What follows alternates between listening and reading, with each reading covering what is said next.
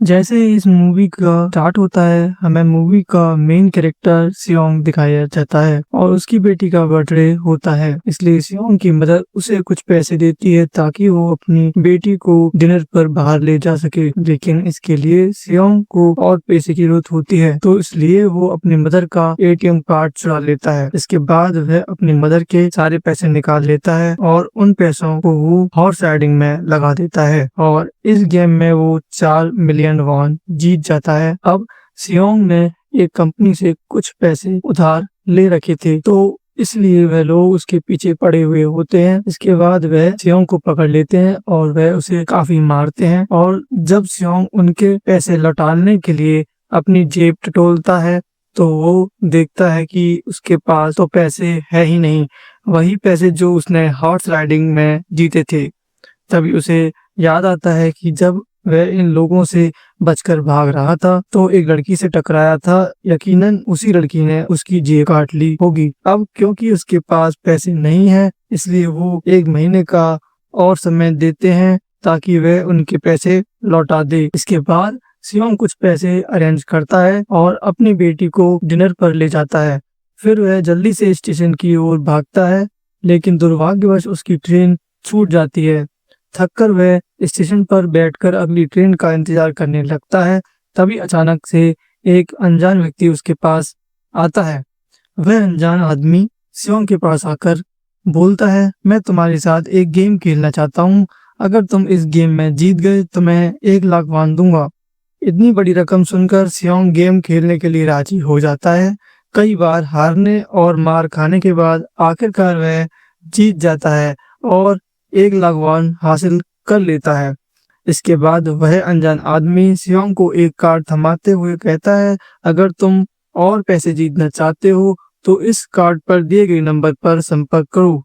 सियोंग card लेकर घर लौटता है। घर पहुंचते ही उसकी माँ उसे एक चौंकाने वाली खबर देती है, तुम्हारी बेटी अगले साल अपने स्टेप फादर के साथ यूएस शिफ्ट हो रही है।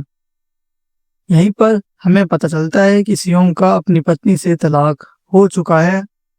सियोंग की पत्नी अब दूसरी शादी कर चुकी थी, लेकिन वह कभी नहीं चाहता था कि उसकी बेटी उससे दूर जाए। उसे अपनी बेटी की कस्टडी वापस पाने के लिए बहुत सारे पैसे की जरूरत थी। इस कारण वह उस कार्ड पर दिए गए नंबर पर कॉल करता है। इसके बाद सियोंग को एक कार में बिठाया जाता है जहां पहले से कई लोग मौजूद थे, लेकिन उसे अचानक बेहोश कर दिया जाता है। अब उसकी आंख खुलती है तो वो खुद को एक रहस्यमय सुविधा फैसिलिटी में पाते हैं। वहां पर कुल 456 लोग मौजूद थे और हर किसी को एक जैसी यूनिफॉर्म पहनाई गई थी। वे सभी वहां प्लेयर्स के रूप में लाए गए थे। इस फैसिलिटी का संचालन एक रहस्यमय व्यक्ति कर रहा था जिसे फ्रंटमैन कहा जाता था। वह हर चीज पर कड़ी नजर रख रहा था। यहाँ एक बात सभी खिलाड़ियों में समान थी, वे सभी भारी कर्जे में डूबे हुए थे। सियोंग वहां पर प्लेयर नंबर 1 से मिलता है जो एक बूढ़ा आदमी था। उसे ब्रेन ट्यूमर था और यही वजह थी कि वह इस खेल में शामिल हुआ था, क्योंकि उसकी जिंदगी वैसे भी खत्म होने वाली थी। इसके बाद वहां 2 खिलाड़ियों के बीच झगड़ा होता है, एक लड़की जिसका नाम सेवियोंग था और एक लड़का जिसका नाम जिंग था। तभी पता चलता है कि सेवियोंग वही लड़की थी जिसने जेब काटी थी और उसके पैसे लेकर भाग गई थी। सियोंग उसे देखते ही पहचान लेता है और अपने पैसे वापस मांगने के लिए उसके पास जाता है, लेकिन तभी कुछ गार्ड्स वहां आ जाते हैं। उन्होंने गुलाबी रंग की यूनिफॉर्म पहन रखी थी और उनके चेहरे पूरी तरह ढके हुए थे। गार्ड सभी खिलाड़ियों को घोषणा करते हुए बताते हैं कि तुम सभी को यहाँ कुल 6 गेम खेलने होंगे। जो खिलाड़ी इन सभी गेम्स को जीत जाएगा उसे बहुत सारा पैसा मिलेगा। इसके बाद सभी खिलाड़ियों से एक कॉन्ट्रैक्ट पर साइन करवाया जाता है जिसमें 3 मुख्य नियम होते हैं। कोई भी प्लेयर अपनी मर्जी से गेम को छोड़कर नहीं जा सकता। जो भी प्लेयर खेलने से मना करेगा उसे एलिमिनेट कर दिया जाएगा। हालांकि एलिमिनेट का असल मतलब क्या था यह आगे चलकर पता चलेगा। तीसरा रूल, अगर प्लेयर्स की मेजॉरिटी गेम छोड़ना चाहे तो गेम को रोका जा सकता है। इसके बाद सभी को पहले गेम के लिए ले जाया जाता है। वहां सियोंग अपने एक पुराने क्लासमेट से मिलता है जिसे वह बचपन से जानता था। वह उसे देखकर चौंक जाता है, क्योंकि आखिरी बार उसने सुना था कि वह बिजनेस के सिलसिले से किसी दूसरे देश चला गया था।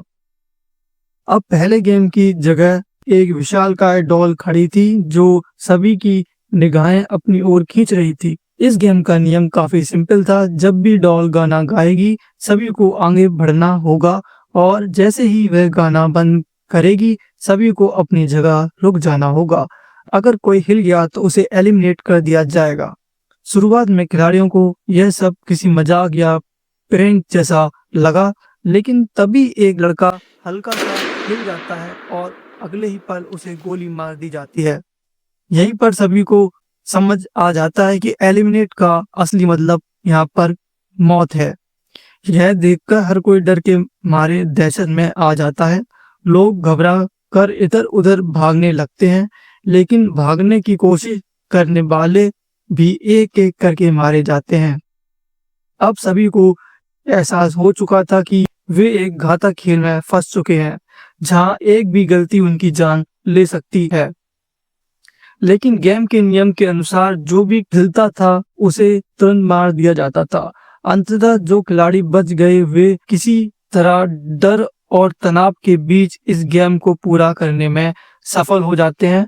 लेकिन जो लोग मारे गए उनकी लाशों को गार्ड्स वहां से हटा देते हैं। पहले 456 खिलाड़ी थे, लेकिन इस भयानक खेल के बाद अब सिर्फ 255 खिलाड़ी ही बचे थे। इस भयानक अनुभव के बाद सभी खिलाड़ी इतने डरे हुए थे कि अब कोई भी आगे खेलना नहीं चाहता था।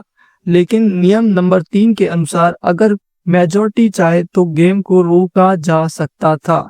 इस वजह से फ्रंटमैन वोटिंग करवाने का फैसला करता है। हालांकि वोटिंग से पहले खिलाड़ियों को प्राइज मनी दिखाई जाती है, जो इस खेल के विजेता को मिलने वाली थी।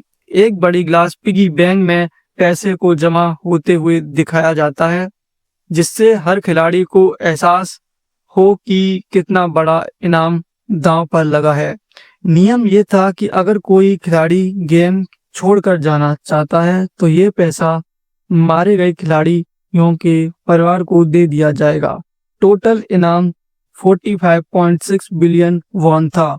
इसके बाद वोटिंग होती है और मेजॉरिटी इस खेल को जारी नहीं रखना चाहती, इसलिए गेम को रोक दिया जाता है और सभी खिलाड़ियों को उनके घर पर छोड़ दिया जाता है। हालांकि एक शर्त यह रखी जाती है कि अगर कभी भविष्य में वे लोग दोबारा इस गेम को खेलना चाहें तो वे इसे फिर से ज्वाइन कर सकते हैं। पार्ट 2 के लिए कमेंट करें।